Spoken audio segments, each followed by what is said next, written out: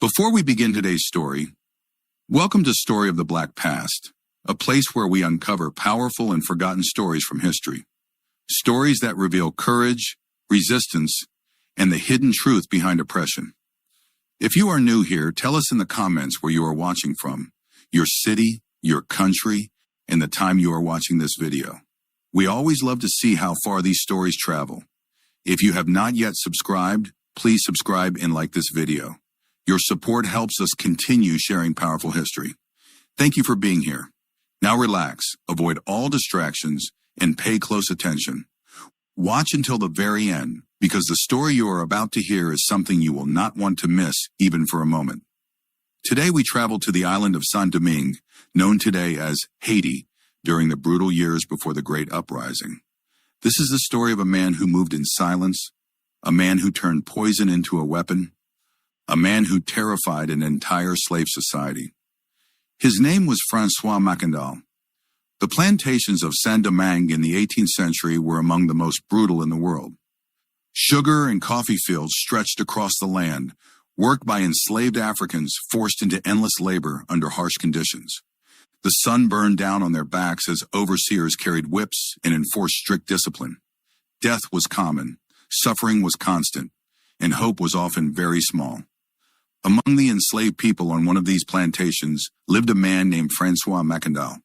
He was not like the others. He had once been brought from Africa, and many believed he had knowledge of plants, medicine, and spiritual traditions. At some point in his life, he lost one of his arms in a plantation accident. For many slave owners, this made him less useful. But what they saw as weakness would soon become something far more dangerous. Because Mackandal was not broken. He was watching. After losing his arm, Mackandal was no longer forced to perform the same heavy labor in the fields. Instead, he was given lighter duties. This gave him something rare among enslaved people: freedom of movement. He began to move between different areas of the plantation. He observed the routines of overseers. He listened to conversations. He learned the habits of the masters who believed they were safe in their power. But more importantly, he remembered the knowledge he had carried from Africa. He understood plants. He understood poison. And slowly, quietly, a plan began to form. At some point, Mackandal escaped from the plantation and disappeared into the mountains and forests of Saint-Domingue. There he joined communities of escaped enslaved people known as Maroons. These were men and women who had fled slavery and built hidden lives in remote areas. From those hidden places, Mackandal began organizing something far more dangerous than a simple escape. He began building a network. He traveled secretly between plantations, often at night. He met with enslaved workers in hidden locations. He spoke to them about resistance, about freedom, and about revenge. And then he introduced them to a weapon that required no gun and made no loud sound: poison. Mackandal taught others how to use local plants to create deadly mixtures. These poisons could be added to food, to drink, or even to objects touched by masters and overseers. At first, the deaths seemed random. A plantation owner would suddenly fall ill after a meal. An overseer would collapse without warning. A household would experience strange sickness that doctors could not explain. But as the number of deaths increased, fear began spreading across the colony. Slave owners began whispering about something unnatural. They spoke about a hidden enemy moving among them. They spoke about poison. Authorities began investigating the mysterious deaths. They questioned enslaved workers and searched for evidence of wrongdoing. But the network Mackandal had built was careful. Messages were passed quietly. Poisons were prepared in secret. And the attacks continued. Over time, the number of victims grew. Some reports claim that dozens of masters, overseers, and members of plantation families had died under suspicious circumstances. The fear became so intense that many white colonists stopped trusting the food prepared by enslaved cooks. Some refused to eat meals unless they had been prepared under strict supervision. Others began carrying their own utensils and water. The entire system of plantation life was shaken by the possibility that death could come silently through something as simple as a drink or a piece of bread. At the center of this growing fear was the man whose name began spreading across the colony: Francois Mackandal. To some, he was a dangerous criminal. To others, he was something else entirely. A symbol of resistance. A man who had turned the knowledge of plants into a weapon against those who had built their power on slavery. The number of deaths attributed to the poison network grew with each passing month. Some accounts would later claim that as many as 89 masters and others connected to the plantation system had been killed through these methods. Whether every number was accurate or not, one thing was clear. An invisible war had begun, and the man leading it was still moving freely through the colony, hidden in the forests and mountains, beyond the reach of those who hunted him. The enslaved people whispered his name with a mixture of fear and hope. The masters spoke his name with anger and terror, because for the first time, power was being challenged in a way they could not easily control. And the man they were trying to stop was not attacking with armies or weapons. He was attacking with patience, with knowledge, and with a quiet determination that turned every meal into a question of life or death. The fear that spread across Haiti during those years did not remain small or controlled. It grew slowly at first, like a quiet whisper moving from one plantation to another. But as more mysterious deaths were reported, that whisper turned into something much louder. Plantation owners began living in constant suspicion. Meals that were once shared without concern now became moments of tension. Masters watched the hands that prepared their food. Overseers questioned every movement of the enslaved people working in kitchens and storage rooms. Some even forced multiple people to taste meals before they would eat. Trust had begun to disappear, and that alone was powerful, because the system of slavery depended not only on force, but also on routine and control. When fear entered that system, it began to weaken the confidence of those who believed they were in charge. At the center of this growing fear remained Francois Macandal. Hidden in the mountains and forests, he continued building connections between plantations. He moved carefully, often traveling at night and avoiding the main roads where patrols searched for him. The network he created allowed information to travel quickly without attracting attention. Enslaved workers who had contact with him became part of something larger than themselves. They were no longer only laborers forced to obey orders. They became part of a quiet resistance. Macandal understood that direct confrontation would lead to quick defeat. The plantation system had weapons, numbers, and organized patrols, but poison required none of those things. It worked silently. It created confusion, and it spread fear in ways that violence alone could not. As the months passed, the number of reported poisonings continued to rise. Some plantation families lost more than one member. Others abandoned certain foods entirely out of fear. Doctors were called to examine the strange illnesses, but many could not explain what was happening. The symptoms appeared suddenly and often led to death before any treatment could help. Rumors began spreading that Macandal possessed supernatural powers. Some people believed he could transform into animals to escape capture. Others claimed he could move unseen through the forests. These stories, whether true or not, made him even more frightening in the eyes of those who hunted him. Because fear grows stronger when it cannot be easily explained. The colonial authorities eventually realized that this was not a series of isolated incidents. It was organized, and it had to be stopped. They increased patrols across the colony. Armed groups were sent into the mountains to search for maroon camps. Rewards were offered for information that could lead to Macandal's capture.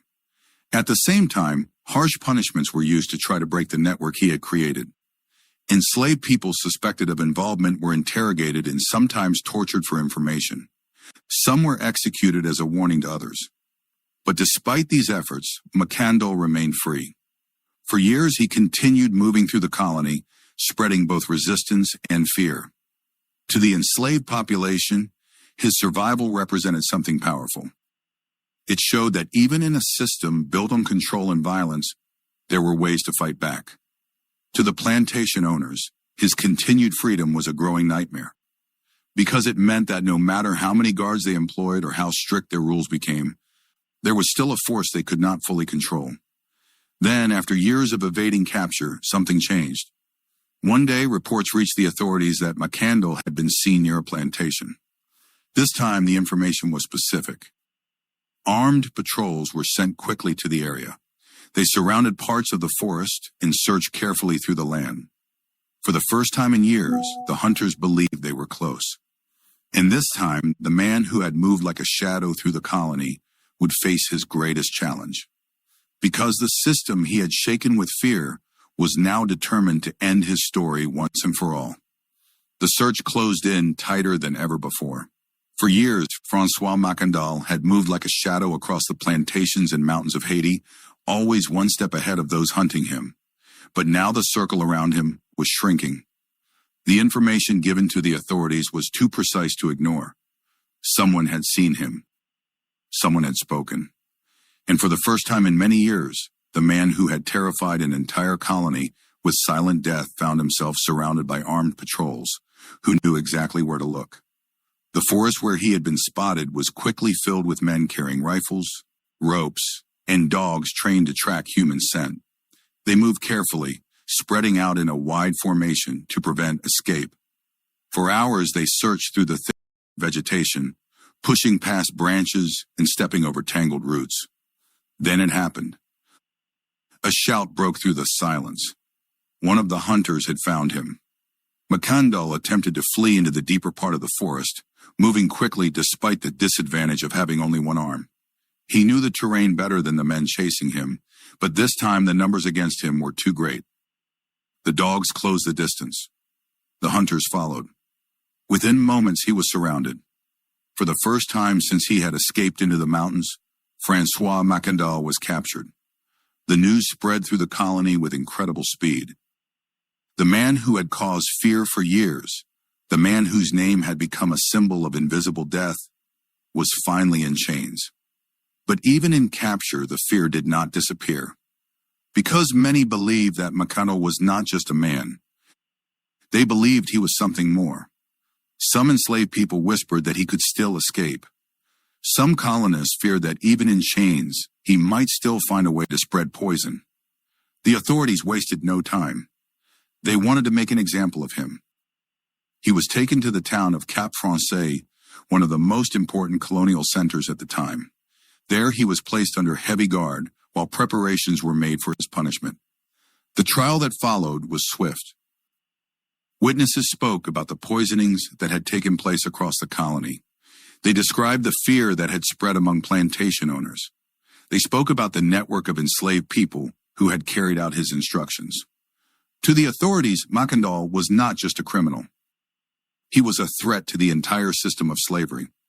And that threat had to be destroyed in a way that would send a clear message. The sentence was death, public execution. On the day of his execution, a large crowd gathered to witness the event. Both enslaved people and colonists were forced to attend. The authorities wanted everyone to see what happened to those who challenged the system. Macandal was brought forward in chains. Despite everything, he stood calm. Those who saw him that day later described his expression as steady, almost defiant, as if he understood that even though his life was about to end, something larger than himself had already begun. The execution method chosen was meant to be terrifying. He was to be burned alive. The flames were prepared as the crowd watched in silence. Some enslaved people lowered their heads. Others stared, unable to look away. The fire was lit. Flames rose quickly around him. Smoke filled the air. The authorities believed that this moment would end the fear he had created, that by destroying his body, they would destroy the idea of resistance he had spread. But something unexpected happened. As the flames grew higher, a sudden movement caused confusion among the crowd. Macandal broke free from the restraints for a brief moment and leaped from the fire. Gasps filled the air. Some people shouted. For a second, it seemed as if the stories about his supernatural power might be true, as if even death could not hold him. But the guards reacted quickly. He was captured again and thrown back into the flames. This time there was no escape. The fire consumed him as the crowd watched in shock and silence. The authorities believed they had ended his story, but they were wrong. Because even though Francois Macandal died that day, the fear he had created did not disappear. And the idea he had planted in the minds of the enslaved people did not die with him. It grew. Years later, that same colony would rise in one of the most powerful revolutions in history. A revolution that would destroy slavery and create the first Black republic in the world. And long before that revolution began, there was a man who had already shown that the system could be shaken. A man who turned knowledge into a weapon. A man who turned fear into resistance. A man whose name would never be forgotten. François Mackandal. After the death of François Mackandal, the colonial authorities in Haiti believed they had restored control. They believed that by burning him before a crowd, they had destroyed both the man and the fear that followed his name. But they misunderstood something important. Fear does not disappear simply because one man is gone. And ideas, once planted, do not burn as easily as flesh. In the weeks after his execution, plantation life appeared to return to normal on the surface. Masters resumed their routines. Overseers returned to the fields. Meals were prepared again in kitchens that had once been filled with suspicion. But beneath that surface, something had changed. The enslaved people who had witnessed Mackandal's life and death did not forget what he had done. They remembered how he had moved between plantations without being seen. They remembered how he had turned knowledge into a weapon. And most importantly, they remembered that for years, he had made the powerful afraid. That memory could not be erased. Even among the white colonists, the fear did not fully fade. Some continued to watch their food carefully. Others maintained strict control over kitchens and storage areas. The idea that poison could still exist lingered in their minds. Because while Mackandal was gone, no one could be certain that his network had completely disappeared. In truth, the network he had built had already done its work. It had connected people across plantations. It had shown that communication and coordination were possible even under strict control. And it had demonstrated that resistance did not always need to be loud or visible to be effective. Years passed. The colony continued producing sugar and coffee, driven by the forced labor of enslaved Africans. But tensions within that system continued to grow. The cruelty of slavery did not lessen. If anything, it became harsher as plantation owners tried to maintain control over a population that was beginning to understand its own strength. Stories of Mackandal continued to circulate quietly among the enslaved. Some spoke about him as a man. Others spoke about him as something more. A spirit. A symbol. A reminder that resistance was possible. Then, several decades later, something happened that changed the course of history forever. In the year 1791, a massive uprising began in the northern part of the colony. Enslaved people rose up against their masters in what would become the beginning of the Haitian Revolution. Plantations were burned. Overseers were attacked. The system that had once seemed unbreakable began to collapse under the force of organized resistance. Many historians later look back at the earlier years leading up to this revolution, and they noticed something important. The ideas that fueled the uprising did not appear suddenly. They had been growing for years. And among the earliest figures who helped shape those ideas was François Mackandal. His actions had shown that plantation owners were not untouchable. His network had shown that enslaved people could organize across distances. And his defiance had shown that fear could change sides. The number of deaths attributed to his poison network, sometimes said to be as many as 89, became part of the legend that surrounded him. Whether every number was exact or not mattered less than the message behind it. The message was clear. A system built on cruelty could be challenged. A system built on fear could be made to feel fear itself.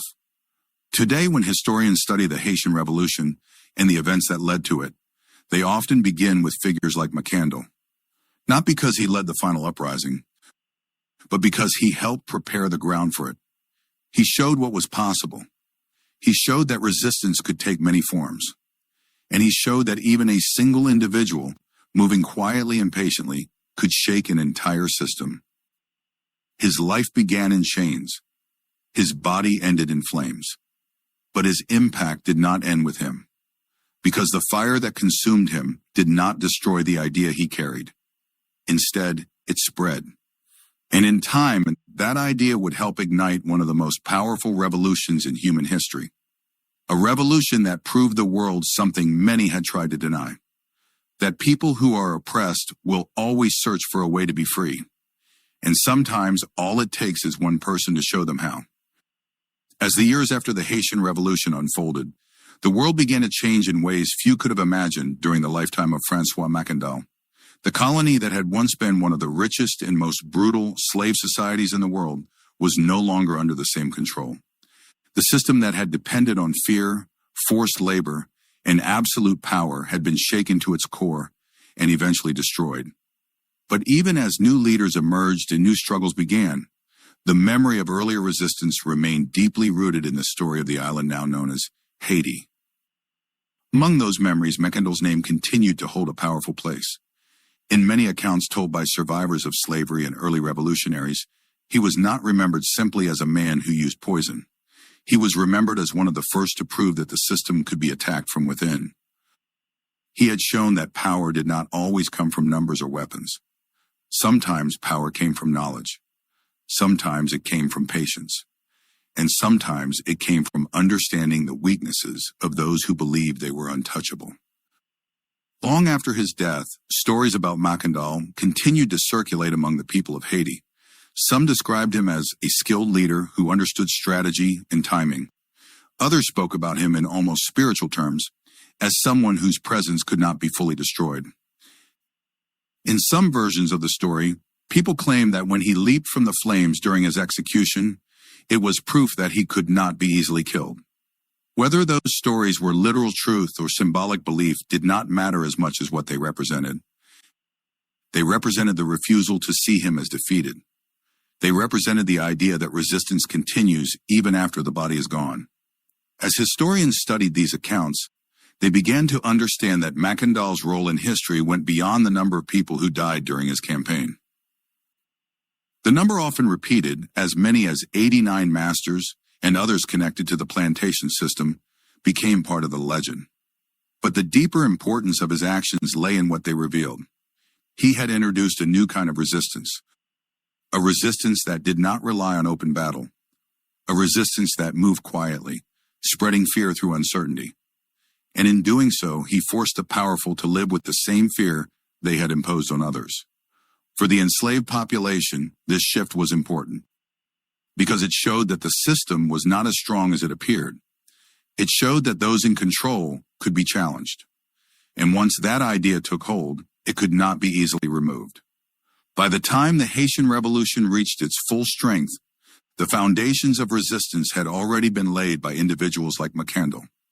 The revolution itself would go on to create something the world had never seen before: a nation led by formerly enslaved people, a place where slavery was permanently abolished, a place where the idea of freedom had been fought for and won through immense sacrifice. In that larger story, Mackandal stands as one of the early sparks, not the final flame, but the moment when the fire first began to spread. Today, when people look back at the long history of slavery and resistance, his story continues to raise important questions. What happens when people who are denied everything decide to fight back in ways the system cannot predict? What happens when knowledge becomes a weapon? And what happens when fear changes direction? The story of François Mackandal reminds us that history is not always shaped by large armies or famous leaders alone. Sometimes it is shaped by individuals working quietly in the shadows.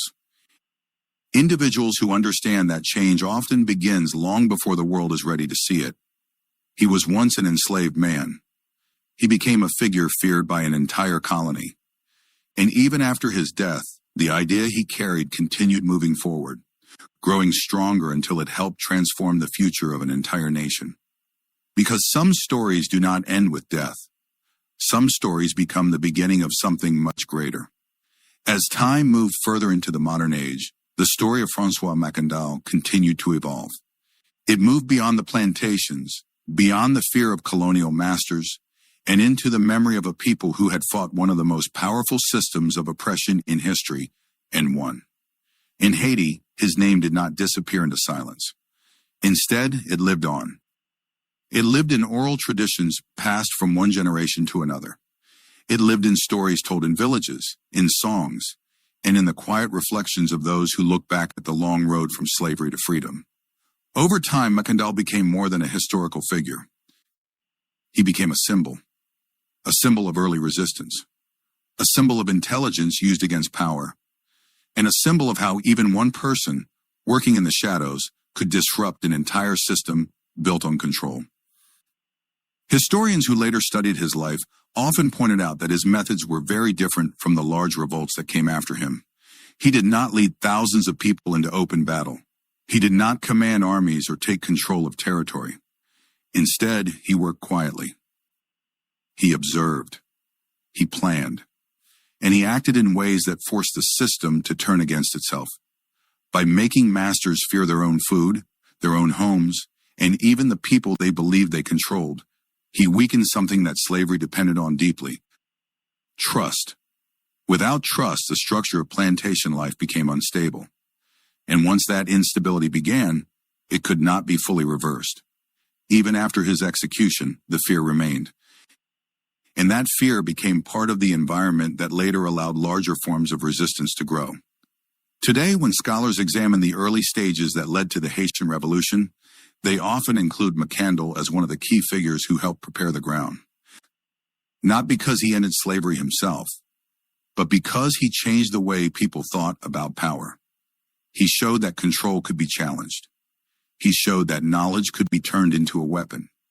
And he showed that even in the most controlled systems, there are always cracks where resistance can begin. His story also forces modern readers to confront uncomfortable truths about the nature of slavery. It reminds us that the violence of that system was not only physical, but also psychological. It created a world where fear was used to control millions of people. But Mackandal's actions reversed that direction. He introduced fear into the lives of those who believed they were safe. And in doing so, he disrupted the balance that slavery depended on. The number often connected to his story, the claim that as many as 89 masters and others were killed, continues to be discussed by historians. Some debate the accuracy of the number. But what is not debated is the impact. The impact was real. The fear was real. And the change in the mindset of both the enslaved and the enslavers was real. In the end, the story of Francois Mackandal is not just about revenge. It is about transformation. A man who began his life under control became a force that reshaped how power was understood in his world. A man who lost an arm in bondage turned knowledge into something far more powerful than physical strength. And a man who died in flames left behind an idea that could not be destroyed. That idea moved forward through time. It reached the revolution. It reached independence. And it continues to reach people today who study the past to understand how change begins. Because sometimes, long before a system falls, there are individuals who show that it can fall. And once that truth is seen, it can never be unseen. As generations continued to pass, the story of Francois Mackandal took on an even deeper meaning in the historical memory of Haiti and beyond. What began as the actions of one man resisting a brutal system became part of a larger understanding of how oppressed people find ways to fight back, even when every path seems closed. In classrooms, in books, and in discussions about slavery and resistance, Mackandal's name continued to appear not just as a figure of fear, but as a figure of strategy. He did not have armies. He did not control large territories. But he understood something that many powerful men of his time failed to understand. He understood how systems work. And more importantly, he understood how they break. The plantation system depended on order, routine, and obedience. It depended on enslaved people following instructions, preparing food, tending fields, and maintaining the daily structure that allowed plantations to function.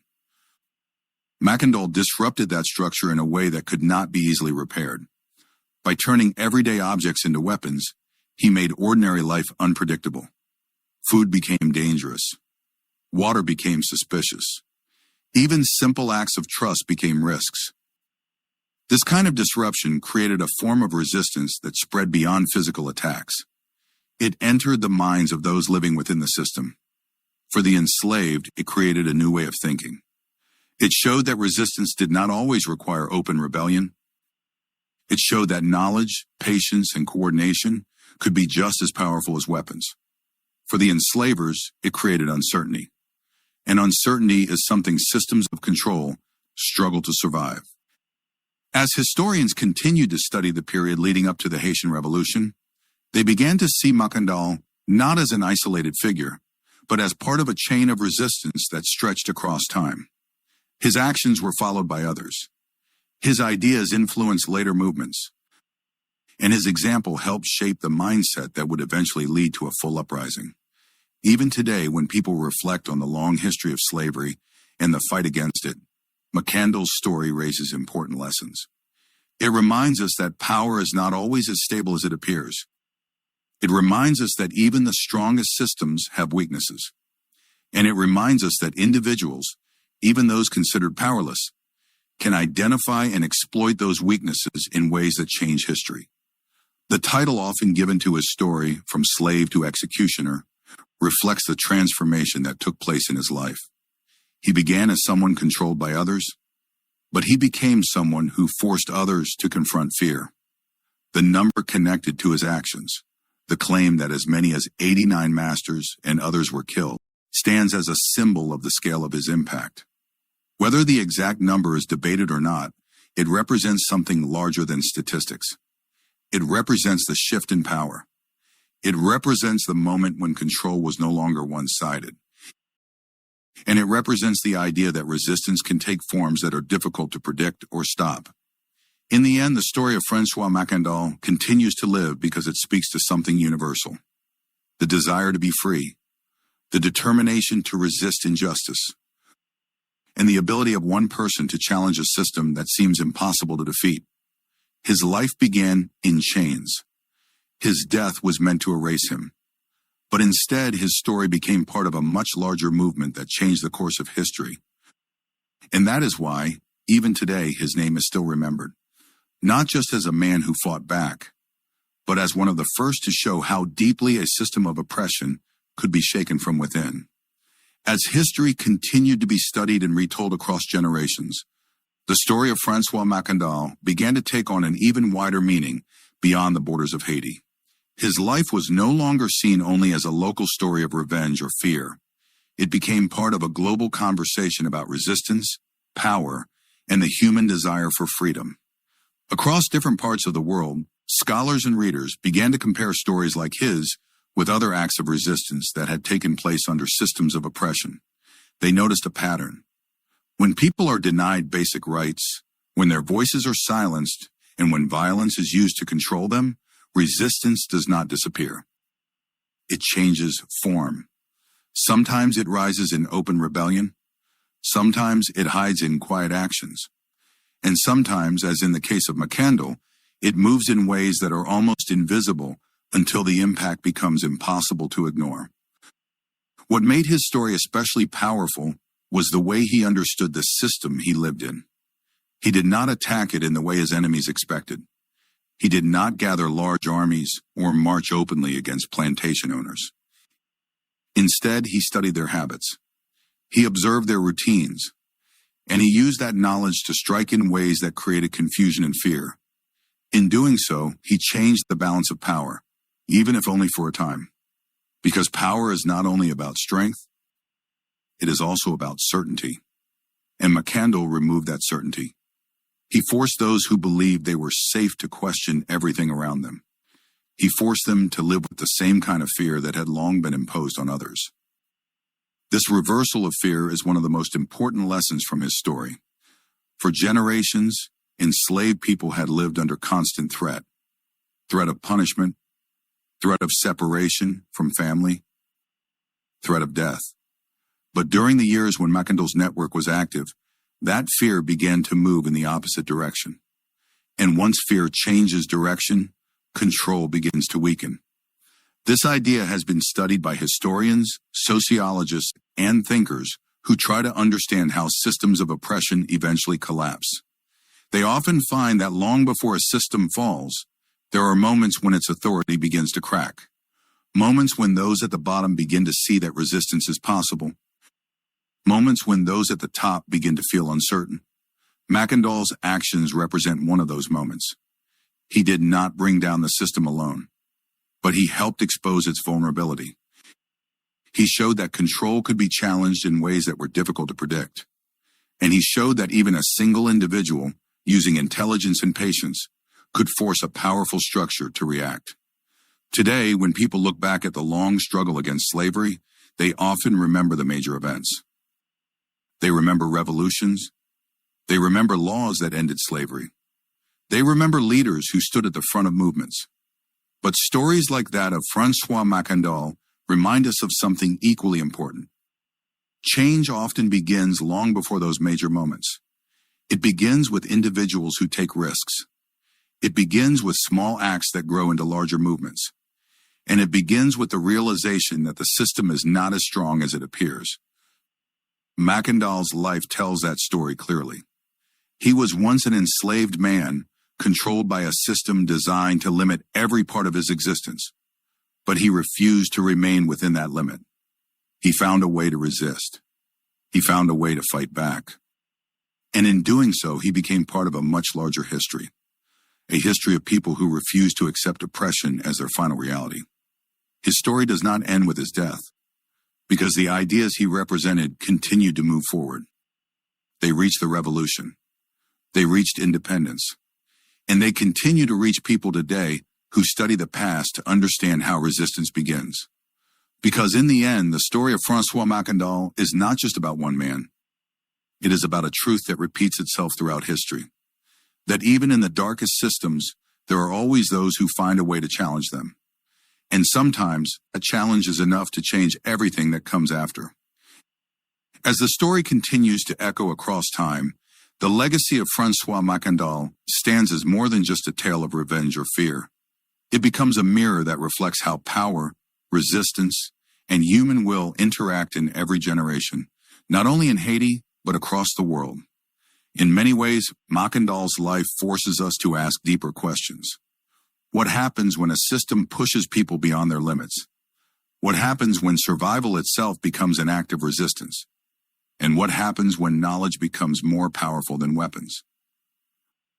These questions are not only about the past. They connect directly to how people understand injustice today. Because the structure of control that existed during slavery relied on something very simple. The belief that those in power could never be challenged. Mackendall broke that belief. He showed that even the most controlled systems have weaknesses. He showed that those weaknesses can be found by those who are forced to live within them. And once those weaknesses are understood, the balance of power begins to shift. One of the most powerful aspects of his story is how unexpected his resistance was. Slave owners prepared for rebellion in the form of violence. They feared uprisings with weapons and large groups. But they did not expect resistance to come through something as quiet as poison. They did not expect their own daily routines to become dangerous. This is why his actions had such a strong impact. They forced those in power to rethink their sense of security. They forced them to realize that control is never absolute. Even in systems built on strict rules and harsh punishment, there are always spaces where resistance can grow. For the enslaved people who lived during that time, this realization was powerful. It changed how they saw their situation. It gave them a new understanding of what was possible. And that understanding helped shape the larger movements that would come later. The connection between Mackendall's actions and the larger transformation of the colony is clear when looking back at history. His resistance did not end slavery on its own, but it contributed to the environment that made larger resistance possible. It helped create the conditions where people began to believe that change could happen. And once people begin to believe that change is possible, history begins to move in a new direction. Today, when his story is told, it carries multiple meanings. It is a story of survival. It is a story of intelligence used against oppression. It is a story of fear being reversed. But it is also a story of transformation. A transformation from silence to action. From control to resistance. From being seen as powerless to becoming a force that could not be ignored. The phrase often used to describe his story, from slave to executioner, captures that transformation clearly. It reflects the shift from being acted upon to taking action, from being controlled to challenging control, and from being invisible to becoming unforgettable. The number often connected to his actions, the claim of 89 lives taken, continues to stand as a symbol of the scale of his impact. But beyond numbers, his true legacy lies in what he revealed. He revealed that power is not permanent. He revealed that resistance can take many forms. And he revealed that even in the most difficult circumstances, the human desire for freedom can find a way to express itself. As we reflect on stories like his, we are reminded that history is not only about the past.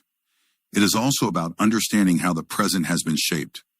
The struggles, the resistance, and the courage of those who came before continue to influence the world we live in today. And in that long chain of history, the story of Francois Mackandal remains a powerful reminder that sometimes the most important changes begin quietly, with one person, one idea, and one decision to refuse to remain powerless. As the memory of Francois Mackandal continued to pass from one generation to another, his story became something that reached far beyond the time in which he lived. It became part of a larger understanding of how resistance is born, how it grows, and how it shapes the future. In Haiti, his name remained tied to the early spirit of defiance that would later explode into full revolution. But outside of Haiti, historians and thinkers began to see his story as part of a pattern that appears again and again throughout history. Oppression creates pressure, and pressure over time creates resistance. What makes Mackandal's story unique is the way that resistance took form. He did not wait for the perfect moment. He did not wait for permission. He acted within the system itself. He used the very structure that was meant to control him as a pathway to challenge that control. This idea has become an important part of how scholars understand resistance movements today, because it shows that change does not always begin with large visible actions. Sometimes it begins quietly. Sometimes it begins with observation, learning, and patience. And sometimes it begins with a single individual deciding that the conditions around them are no longer acceptable. Mackandal made that decision. And once he did, the effects spread far beyond what anyone could have predicted. The plantation system that once appeared stable began to show signs of weakness. Fear entered spaces where confidence had once existed.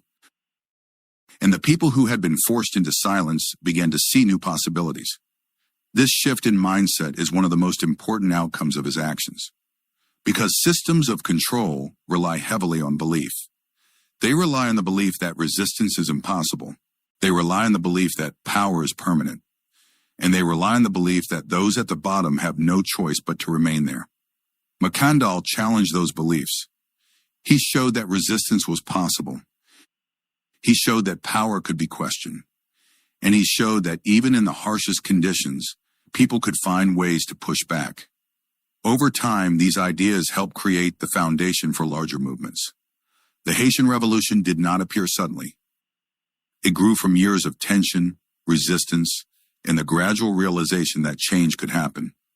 Mackandal's actions were part of that growth. He was one of the early figures who helped shift how people understood their situation.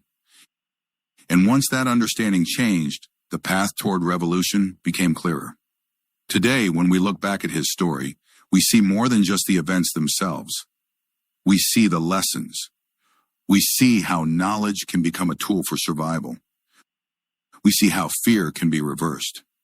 And we see how individuals can influence systems much larger than themselves. The title of his story, From Slave to Executioner, reflects a transformation that is both personal and historical.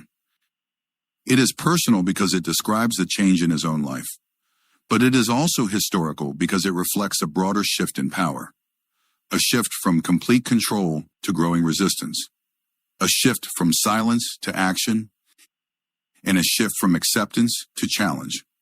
Even now, centuries later, his story continues to be studied, discussed, and remembered, not because of the exact number of lives lost, but because of what those actions revealed. They revealed that no system is beyond challenge. They revealed that resistance can take many forms.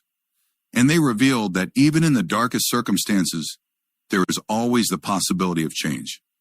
In the end, the story of Francois Mackandal is not just about the past. It is about understanding how change begins. It is about recognizing the power of knowledge, courage, and determination. And it is about remembering that sometimes the people who seem to have the least power are the ones who start the greatest transformations. Because history is not only shaped by those who hold power, it is also shaped by those who refuse to accept it without question. As we reach the end of this journey, the story of Francois Mackandal settles into something deeper than history alone. It becomes a lasting reminder of how change begins in places most people are not looking. In Haiti, his name still carries weight, not only as a man who resisted, but as one of the earliest sparks that helped ignite a transformation that would shock the entire world. A transformation that proved enslaved people were not only capable of resisting, but capable of winning. But the deeper lesson of his story reaches beyond one place, one time, or one system. It speaks to a pattern that repeats throughout history. When people are pushed into silence, some will begin to observe. When they are denied power, some will begin to understand the structure of that power. And when the moment comes, some will act. Mackandal was one of those people. He did not wait for a perfect opportunity. He created one. He did not rely on strength alone. He relied on knowledge. And in doing so, he turned something ordinary into something dangerous. That is what made him different. That is what made him effective. And that is what made him unforgettable. The number often connected to his story, 89, stands not just as a count, but as a symbol. A symbol of how far one person's actions can reach when they understand the system they are fighting against. Because his story was never only about the lives taken. It was about the fear created, the structure disrupted, and the belief challenged. For the enslaved, he represented possibility. For the enslavers, he represented uncertainty. And in that space between possibility and uncertainty, something powerful began to grow. That growth would eventually become the Haitian Revolution, one of the most important revolutions in human history. A revolution that did not begin in a single moment, but one that was built over time by people who refused to accept the world as it was. People like Mackandal. His life reminds us that history is not always changed by loud moments alone. Sometimes it is changed by quiet actions that slowly build into something larger. Sometimes it is changed by individuals who see what others do not. And sometimes it is changed by those who are underestimated, ignored, or dismissed. The man who once lived as property became a force that disrupted an entire colony. The man who died in flames left behind an idea that could not be destroyed. And the man who was meant to be forgotten became part of a story that continues to be told. So as you finish this story, take a moment to think about what it means, not just as history, but as a lesson about power, a lesson about resistance, and a lesson about the human will to fight for freedom, no matter the cost. Because in the end, the story of Francois Mackandal is not just about what happened in the past. It is about what is always possible when someone decides to resist. And that is something the world will never forget.